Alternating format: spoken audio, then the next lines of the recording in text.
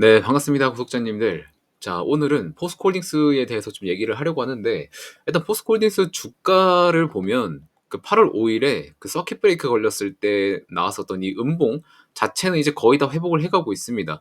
뭐 이때 횡보할 때까지만 하더라도 이제 포스코홀딩스 주가가 다른 주가에 비해서 좀 못 올라오는 걸 보고, 아, 확실히 일단 2차전지 쪽에 힘이 많이 빠졌구나라고 좀 생각을 하고 있었는데, 최근에는 주가 흐름이 살짝 조금 좋아 보이려고 하고 있죠. 그게 이제 최근에 2차전지 전기차 화재 부분에서 이제 뭐 화재에 대한 예방이라든지 그런 부분들이 강조되면서 중국산 배터리가 문제가 있다. 뭐 이런 얘기도 흘러다니면서 최근에 그 이제 국내 배터리에 대한 밸류가 조금 올라가고 있는 것처럼 보입니다. 그래서 LG 에너지 솔루션도 최근에 되게 강하죠. LG 에너지.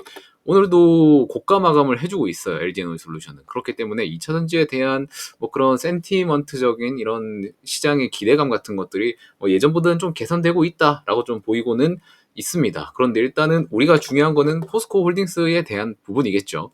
근데 우리가 계속해서 이런 전기차 화재 그리고 뭐 안전성에 대한 문제가 부각받을수록 포스코홀딩스의 중요도도 부각받을 수밖에 없습니다. 왜냐면 결국에 그 안전성을 잡기 위해서 최근에 뭐가 떴어요? 전고체 배터리가 많이 떴었죠. 그래서 그런 부분들을 이번 영상에서 좀 다뤄드릴 거예요. 일단 영상을 좀 집중해 주시면 좋겠고 구독과 좋아요는 꼭 한 번씩만 좀 눌러주시면 감사드리겠습니다. 자, 본격적으로 들어가기 전에 오늘 시장에 대한 코멘트부터 좀 말씀을 드려야겠죠. 자, 보시면 오늘 코스피는 마이너스 0.14%, 코스닥은 마이너스 0.84% 마감을 좀 해줬습니다. 일단 잭슨홀 미팅에서 이제 파월 의장이 기준금리 인하에 대한 언급을 하면서 미국 시장은 좀 좋았어요. 되게 강세장으로 마감을 금요일에 해줬는데 국내 시장은 월요일에 오늘 좀 반대의 흐름을 좀 보여줬죠. 미국 시장에서는 다 좋았고 국채금리 하락을 했고 원달러 환율도 하락을 하면서 이제 외국인 수급이 들어오기에 좀 안성맞춤인 그런 장세였음에도 불구하고 오히려 외국인이 매도 포지션을 대응하면서 지수가 좀 하락을 했습니다. 자, 특징적으로는 조금 금리 인하의 호재 섹터인 바이오 중심으로 뭐 유한양행이라든지 에이프릴 바이오라든지 그런 섹터에 좀 강한 흐름을 좀 가져가게 됐습니다. 자, 그러면 일단 아까 말씀드렸었던 그 전고체 배터리에 대해서 일단 얘기를 하기 전에 2차전지 시장에서는 지금 어떤 흐름을 좀 연출하고 있나 그걸 좀 같이 봐야겠죠. 일단 현재 전기차는 캐즘이라는 국면 아래 배터리 화재로 인해서 2차전지 섹터가 좋지 않은 흐름을 단기적으로 좀 보여줬어요. 근데 차세대 배터리, 그러니까 안전성과 효율성에 기반한 이런 배터리가 니즈가 더욱 극대화되는 시발점으로 좀 보고 있습니다. 이제 딱 전고체 배터리가 딱 부각받기 시작한 그런 시발점으로 보고 있어요. 자, 최초에 전기차의 최대 니즈는 뭐였냐? 주행거리였죠, 처음에. 그래서 우리가 양극재를 계속 강화하고 개발하고 했던 거죠. 그 뒤에는 충전 속도. 제가 저랑 이제 머니코드 김 대표님께서 예전에 한 두세 달 전인가? 그때부터 좀 강조 드렸었던 이제 음극재 밸류체인들, 그 실리콘 음극재 쪽. 그런 부분들, CNT 도전제나 그런 쪽이 좀 강조가 됐었었고, 지금은 이제 화재로 인해서 안전성에 대한 초점이 조금 더 부각받기 시작하는 시기입니다.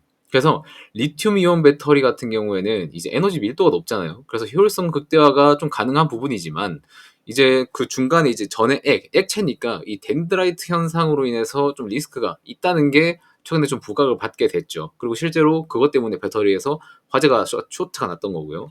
그래서 차세대 배터리, 전고체 배터리에 대한 그 최근 시선이 좀 많이 집중된 것으로 확인이 돼요. 그래서 그 최대 대장주는 삼성 SDI 쪽인데 그 하위에 있는 그런 테마성을 가지고 있는 종목들이 뭐뭐 있어요.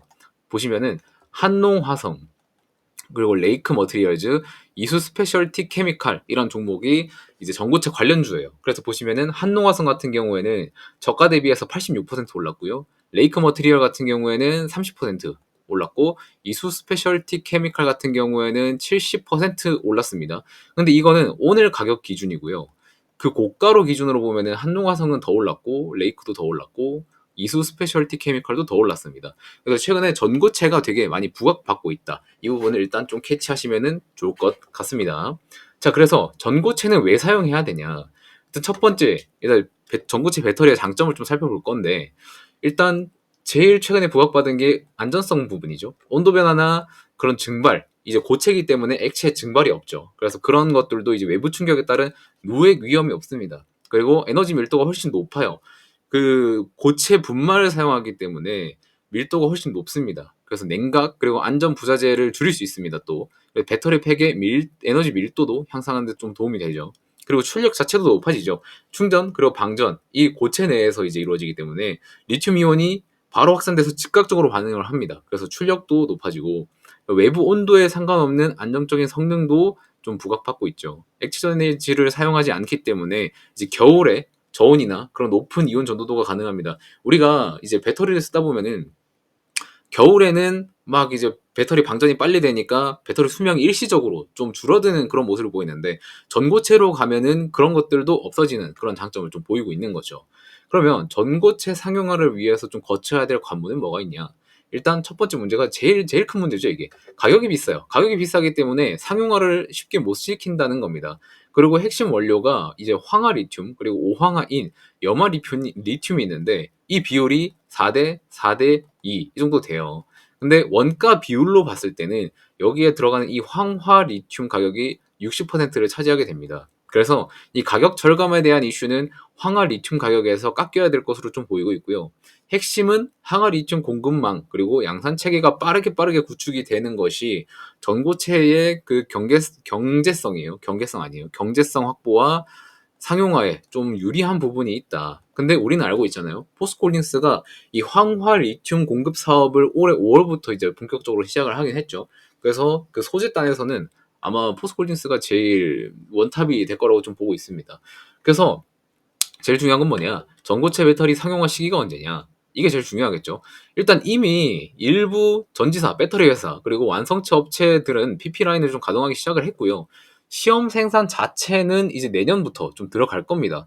그리고 시험 생산이 끝나고 뭐 이것저것 다 컨펌 마치고 하면은 본격적으로 될 본격 양산은 27년으로 예정이 좀 돼 있긴 해요. 그래서 그리고 최근에 코팅이나 적층, 뭐 마운트 같은 것들에 대한 그런 특허 비중이 최근 늘어나고 있습니다. 이게 이제 배터리를 양산하는 뭐 그런 부분들이죠. 이런 특허가 늘어난다는 것 자체가 기업에서도 이미 설계를 다 하고 있다라는 그런 부분들을 좀 방증해주고 있다. 이런 거를 좀 체크를 하시면 될 것 같고요. 그리고 이것들이 전고체 배터리 상용화가 머지 않았다라는 사회적인 증거고 사실 중국 그리고 일본 정부에서도 이런 전고체 개발에 정책 지원금을 지금 지급할 거다라는 계획을 지금 설립을 하고 있어요. 실제로 중국에서도 60억 위안인가 어쨌든 그 정도로 이제 좀 설계를 하고 있다고 뉴스가 최근에 나왔습니다.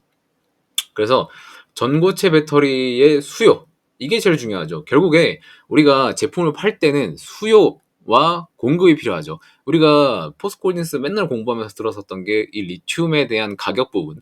가격이 어떻게 결정이 되냐? 수요와 공급에 의해서 결정이 된다 했었죠. 공급보다 수요가 많게 되면은 가격이 올라가는 거고 공급이 더 많아지게 되면은 가격이 내려가게 되는 건데 결국에 지금 황화 리튬 자체도 이제 전고체가 활성화가 되면은 수요가 이만큼 펌핑이 된다는 거죠. 그러면은 우리 포스코홀딩스가 황화 리튬에 대한 그런 뭐 공급 라인 그리고 캐파를 어느 정도 활성화할지는 모르겠지만 일단 그런 것들에 대한 이 수요와 공급 균형에 따라서 가격도 좀 많이 달라지게 되겠죠.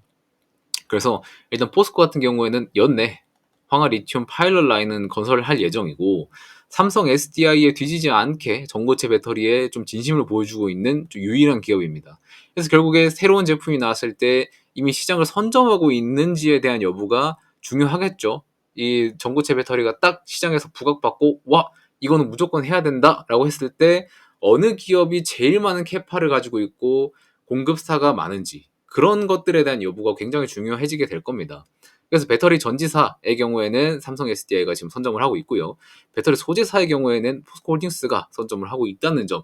이거 두 개는 꼭 좀 알고 계셨으면 좋겠어요. 그래서 최근에 저희 대표님도 삼성 SDI 굉장히 강조를 하셨었고 포스코홀딩스도 뒤따라갈 수 있습니다. 황화 리튬 개발 안전하게 잘 되고 이제 캐파 확장 잘 하면은 충분히 따라갈 수 있습니다.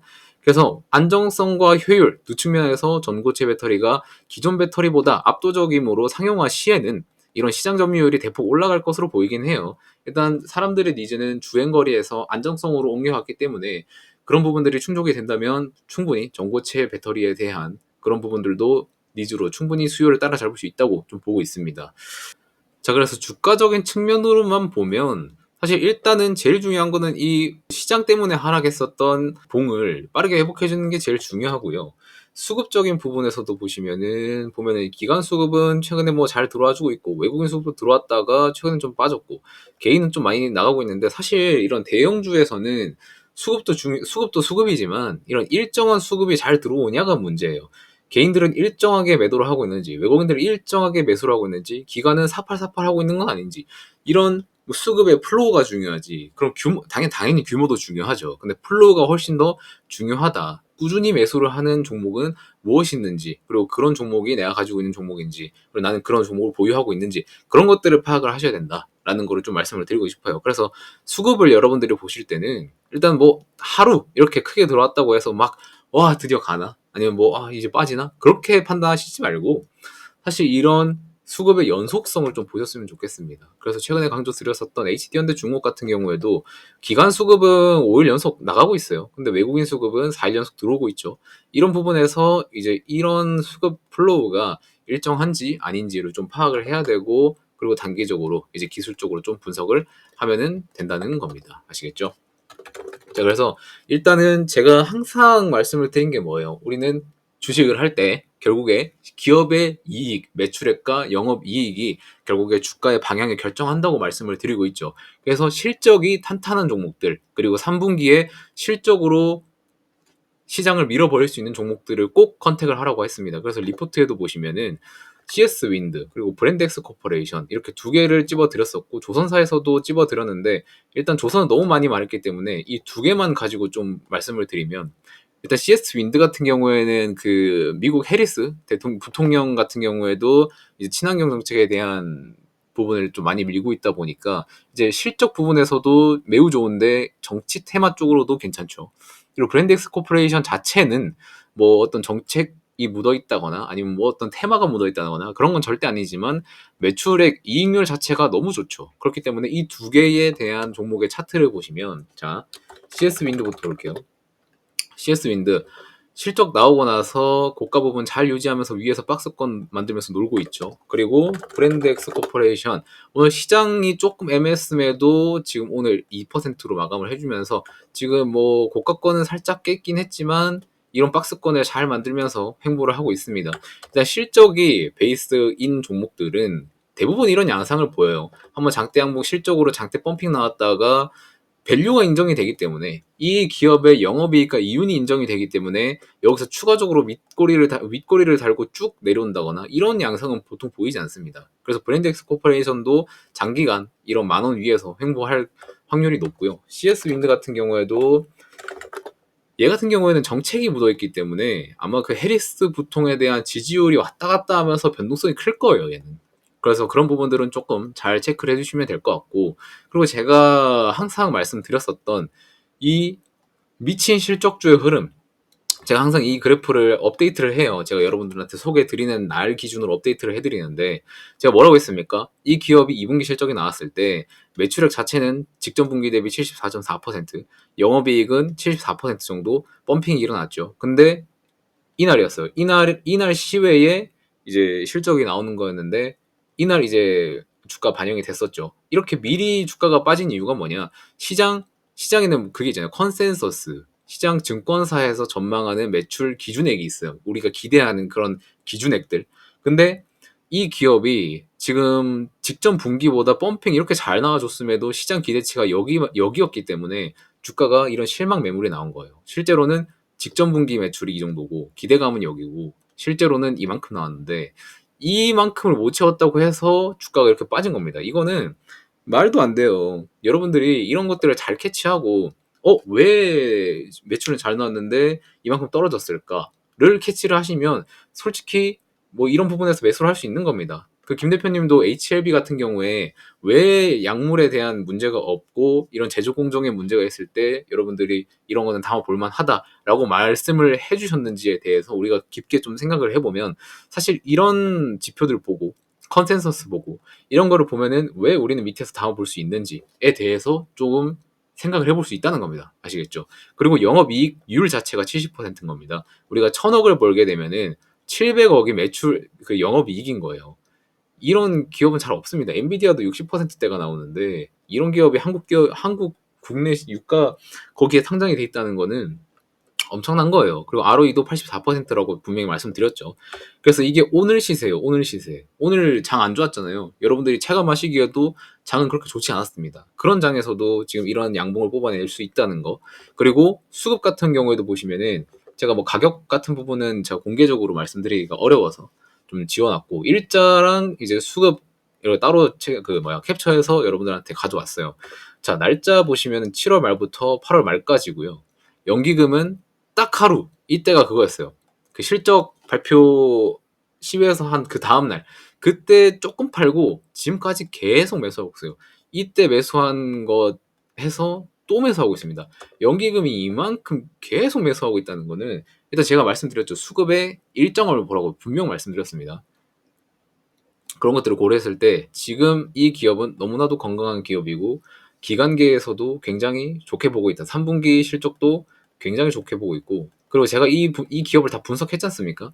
하반기에는 어떤 이벤트가 있고 25년도에는 또 어떤 이벤트가 있고, 그리고 이런 것들로 인해서 매출액은 얼마나 펌핑이 될 수 있을까, 이런 것들을 다 고려해서 여러분들한테 소개를 해드리는 거지, 제가 뭐 괜한 잡주를 막 소개시켜 드린다거나 그런 거는 절대 아니에요. 심지어 지금 이 주식이 시가총액이 조 단위가 넘어요.